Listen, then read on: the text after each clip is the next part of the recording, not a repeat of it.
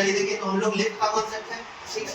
तो लिफ्ट में जब लिफ्ट के साथ बॉडी ऊपर जा रहा है, लिफ्ट कहाँ आ रहा है, नीचे आ रहा है, तो दोनों कॉन्सेप्ट को हम लोग समझेंगे। पहला केस है लिफ्ट ऊपर जा रहा है, तो m मास का कोई बॉडी है, मान लेते हैं कि हम लिफ्ट में बैठे हुए, लिफ्ट के साथ जब लिफ्ट ऊपर जा रहा है, मेरा बॉडी ऊपर की तरफ जा रहा है, तो गुरुत्वाकर्षण तो हमेशा नीचे ही लगेगा, ठीक है। तो ये mg यानी गुरुत्वाकर्षण बल नीचे की तरफ लगेगा, और गुरुत्वाकर्षण को क्या करने के लिए, बैलेंस करने के लिए ऊपर की तरफ बल लगता है, इसको बोलते हैं नॉर्मल फोर्स, नॉर्मल बल ऊपर लगता है।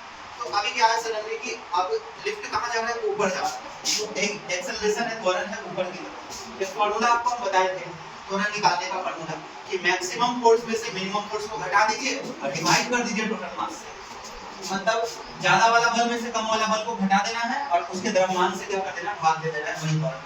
तो ज्यादा बल कौन होगा, ये ऊपर वाला या नीचे वाला? जाहिर सी बात है, अगर मान लेते हैं कि कोई बॉडी को इधर से भी कोई खींच रहा है, इधर से भी खींच रहा है, अगर बॉडी इधर खींचने लगा, इसका मतलब इधर वाला बल ज्यादा होगा।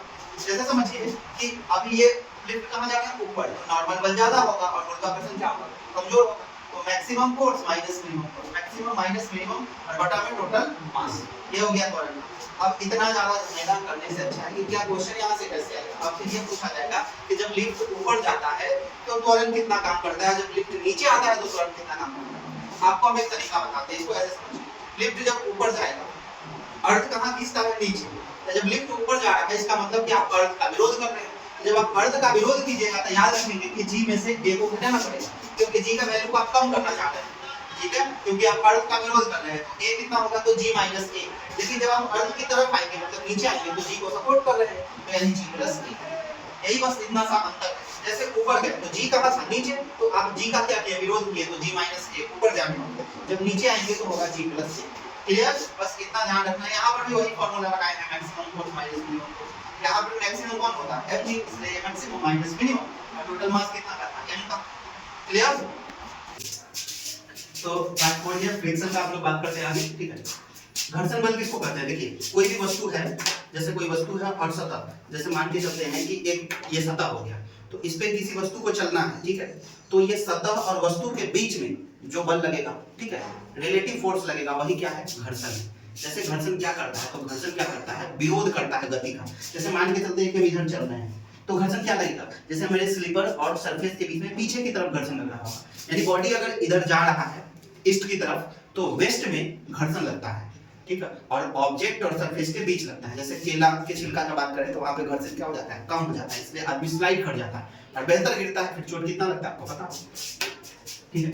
चलिए, घर्षण बल किसको कहते हैं, तो घर्षण बल जो होता है वो बाहरी बल का क्या करता है, विरोध करता है, या गति का क्या करता है, विरोध करता है। ऐसे बोल सकते हैं त्वरण का क्या करता है, विरोध करता है। तो घर्षण बल बाहरी बल का क्या करता है, विरोध करता है, त्वरण का विरोध करता है। जैसे त्वरण, त्वरण कहने का मतलब क्या, वस्तु जिधर मूव करने लगेगा उधर त्वरण है, तो वो त्वरण का ये विरोध करने लगेगा। यह सतह के गुण का, यह सतह का गुण है, घर्षण किसका गुण है, सतह का गुण है।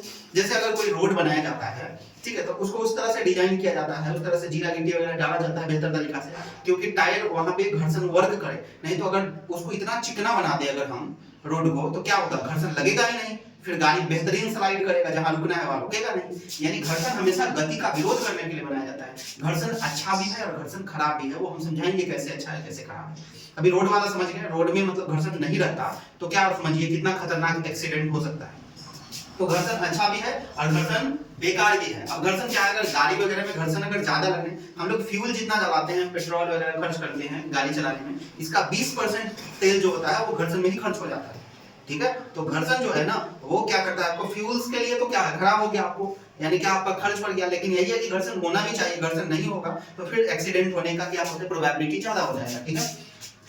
घर्षण कितने तरह का, दो तरह का, एक है स्थितिज घर्षण और दूसरा गतिज घर्षण। जैसे कहने का मतलब कि अगर हम ये टेबल पे, अगर हम यहाँ पे बुक रखे हुए हैं, तो जैसे ये बुक है यहाँ पे मान के चलिए, तो यहाँ पे इस बुक और टेबल के बीच में एक घर्षण लग रहा है, ठीक है, जिसका क्या करें, जैसे अगर हम इसको हल्का सा फोर्स करके खींचने का कोशिश कर रहे हैं तो अब ये नहीं आ रहा है, मतलब ये कितना घर्षण लग रहा है, उस घर्षण को बोलते हैं लिमिटिंग फ्रिक्शन। कौन सा फ्रिक्शन, लिमिटिंग, मतलब ये इसका लिमिट है कि उस लिमिट को ब्रेक कीजिएगा, उससे ज्यादा फोर्स लगाइएगा तभी ये हिलेगा, आगे बढ़ेगा।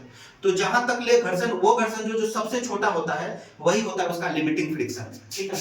तो घर्षण जो होता है एक स्थितिज का घर्षण और गतिज का घर्षण, मतलब जब वो बॉडी रुका हुआ है तो स्थितिज घर्षण, और जब बॉडी गति कर रहा है, गति करने वक्त कौन सा घर्षण, गतिज घर्षण। जैसे कहने का मतलब गतिज घर्षण मतलब चलते हुए कोई ऑब्जेक्ट, अगर कोई कार चल रही है तो उस समय जो टायर जो है, चक्का और रोड के बीच में जो घर्षण लग रहा होगा वो गतिज घर्षण। और कोई वस्तु रखा हुआ है उस समय जो घर्षण लगेगा वो है स्थितिज घर्षण। अब आते हैं इसके न्यूमेरिकल अप्रोच पर। अगर हम बात करते हैं, देखिए ये सतह है और यहाँ पे हम सतह इस तरह डिजाइन किए हुए हैं कि यहाँ पे हम घर्षण को बताए हुए हैं कि सतह में घर्षण है। तो m द्रव्यमान का कोई वस्तु है तो गुरुत्वाकर्षण इसको नीचे खींचेगा। गुरुत्वाकर्षण एक केंद्रीय बल है तो वस्तु के केंद्र से नीचे की तरफ बल लगेगा, गुरुत्वाकर्षण बल mg। इस गुरुत्वाकर्षण को नॉर्मल बल क्या करे, अप्रोच कर रहा है, इसको रोकने का, बैलेंस कर रहा है। गुरुत्वाकर्षण बल को नॉर्मल बल यहाँ से इसको बैलेंस कर रहा है। क्लियर? अगर इसको इधर बल लगा रहे हैं, एक बल से इधर इसको खींच रहे हैं, तो फ्रिक्शन फोर्स कहाँ है, पीछे। इसको क्या कर रहा है, अपोज कर रहा है, मतलब इस गति को क्या कर रहा है, विरोध कर रहा है गुरुत्वाकर्षण बल। गुरुत्वाकर्षण का फार्मूला होता है म्यू इनटू नॉर्मल। अच्छा, म्यू एक नया चीज है आपके लिए। म्यू क्या होता है, म्यू दो तरह का होता है, स्टैटिक का म्यू और काइनेटिक का म्यू। ऐसे समझिए कि जैसे अभी हम आपको एग्जांपल बताएं कि कोई वस्तु अगर रखा हुआ है तो उस समय घर्षण स्थितिज का है, तो उस समय फ्रिक्शन भी कौन है, स्थितिज वाला, म्यू एस। लेकिन जब बॉडी गति कर रहा है, जैसे कार चल रही है, उस समय गतिज का घर्षण होगा। तो गतिज का घर्षण में, ठीक है, जो उसका म्यू भी होगा म्यू के। तो यहाँ पे फॉर्मूला बना, फ्रिक्शन का फॉर्मूला भी आ जाता है। फ्रिक्शन का फॉर्मूला होता है म्यू इनटू नॉर्मल। अच्छा, म्यू कौन सा रखे, तो जब बॉडी गति कर रहा होगा तो म्यू के, और जब बॉडी रुका हुआ रहेगा तो म्यू एस। ठीक है, नॉर्मल, नॉर्मल कौन है, जो गुरुत्वाकर्षण का क्या करेगा, विरोध करेगा, ये नॉर्मल फोर्स। यही होता है फ्रिक्शन का फॉर्मूला, याद कर जाइए, mu into normal, mu into normal, mu into normal. Normal किसके बराबर होगा, नॉर्मल mg के बराबर होगा। हर केस में mg के बराबर नहीं होगा, ये भी जान लीजिए, लेकिन आपके जो एग्जाम में आएगा वो mg पे ही क्वेश्चन आएगा।